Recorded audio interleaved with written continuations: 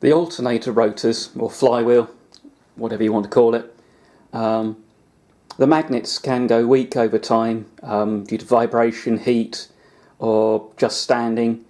In particular, if they're sort of left on the shelf without an alternator stator or a bit of metal strip inside, the magnets don't survive that well.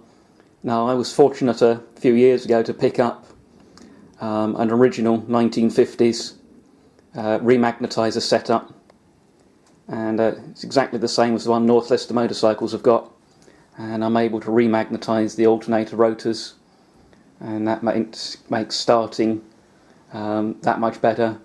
I did it a few years ago. Well, I did it when I first put my 350 on the road, and then I did it again about 10 years later, and perhaps gave it a few more pulses, and the bike certainly seemed to want to rev higher. There was another few hundred RPM at the top end at Cadwell.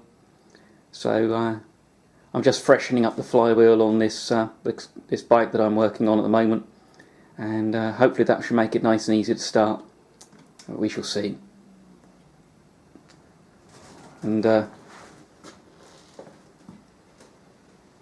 unfortunately, I've got to. The bulbs in here are really odd voltages, and I haven't sorted out replacements of some of them. The red light is power on. One of them is meant to show the charge on the capacitor.